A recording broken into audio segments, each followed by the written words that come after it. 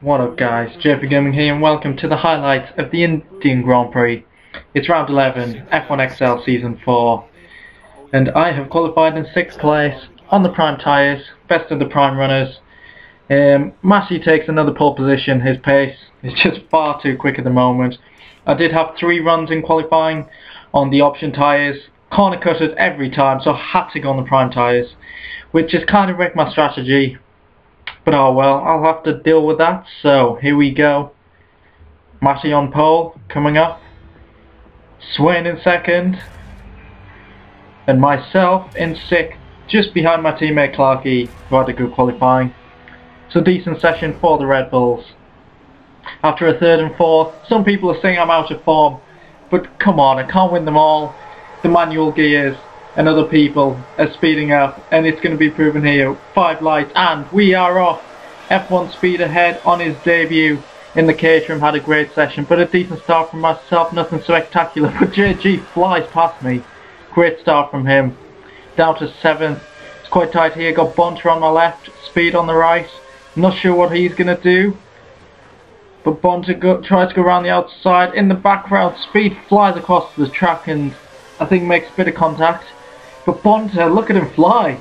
Never seen him go so quickly. Straight past JG, but I'm using all my curves, the slipstream, full mix, rich mix even, to get past JG here. And that's not a good sight ahead. Bonter and Alex side by side. I think it's safe to say they are not the best of friends. And right now I was feeling quite positive because I was pretty sure they were going to take each other out. But yeah, it's quite clean racing ahead. Bit of contact, but nothing major. But I'm just waiting, ready to pounce to see if something happens. And Alex has gone into the back of Bonter. Something's going to happen here as Bonter goes wide and I go wide as well. The full tanks of fuel really affecting us there. But I do get past him and up to 5th place. So I actually have made a position off the start. Massey and Alex ahead battling. They are both on the option tyres, so really I shouldn't be this quick, but I think their tyres are starting to wear because they don't last long at all, 5-6 laps at most. But Massey's locked up. I've got a chance to get around him and he seemed to bounce off me there. That was pretty strange. But yeah, we'll see what happens going into the next few laps, as I do take the lead because of my strategy on the prime tyres. And the first of the prime runners, Linz should be in 2nd here. He's also on primes. And 3rd is Judas. I think he is as well. I know Bowie is for sure. But yeah, in the lead. Lasted 9 laps on the prime tyres. Couldn't make it to lap 10 like I originally planned. And yeah, this pit entry, not the best. Yeah, quite a tough one there. But I'm going on to the option tyres as cars start to get past, because they're all going to get the undercut on me. And I lose about half a second there because of Bowie pitting, and I come out in 8th place, quite far down the field. I'm actually quite surprised as Bonter goes off ahead. And I've got Linda's right behind me. The pack is actually really close at the moment. I've locked up, I've gone wide, given Linda's a chance to get past me. He will definitely have DRS, so I'm going to use the rich mix and curves to try and get straight past him. Oh no, I get DRS. Oh, have we both got DRS? No, we don't. I got it there.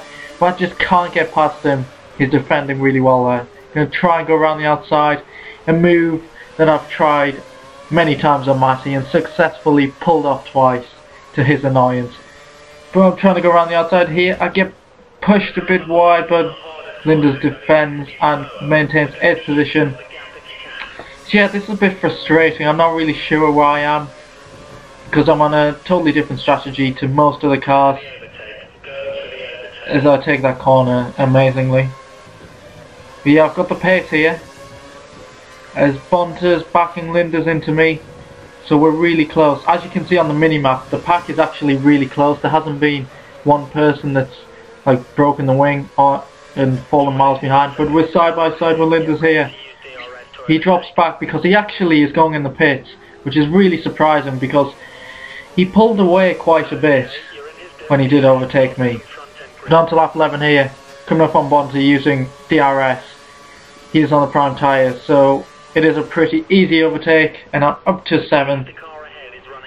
Yeah, Where am I actually in the running order? I'm not sure whatsoever. We're coming to the end of my second stint. First again, because of the strategy. So, I think Swain effectively is the race leader, with Clarkey second, so that's great for Red Bull. So a good stop there from the Red Bull guys. And I'm out in 7th, just ahead of Speed, who looks to be having a really good debut in the points. But there's a big group of cars ahead of me. There's about 4 or 5 cars I think. Just set the fastest lap, and I'm closing in on them. I don't want to get involved too much. If they want to pace and get on my way, they can do that. But here we go, I've caught up to the back of them. It's Matty and Alex, I think that is. No, it's not. It's McLaren. It is JG. I think Alex and Clarkey are ahead battling. So yeah, really close. Gonna stick behind them here, think a bit tactically, use the DRS. Me and Matty have the same idea here, getting the switch back on JG. And I'm using Kers. I'll get DRS, I think Matty will as well, yes, but I'm flying straight past the both of them. That's how it's done, a great overtake. And it is my teammate Clarkey ahead, so I'll hopefully close in on him and destroy him. Yeah, so up to 4th, so things are going really well at the moment. And I have closed up on Clarkey, who is blocking me. It's really not good for us, because we're holding each other up, he's lagging a little bit. And he actually was going in the pits, so he could have let me past.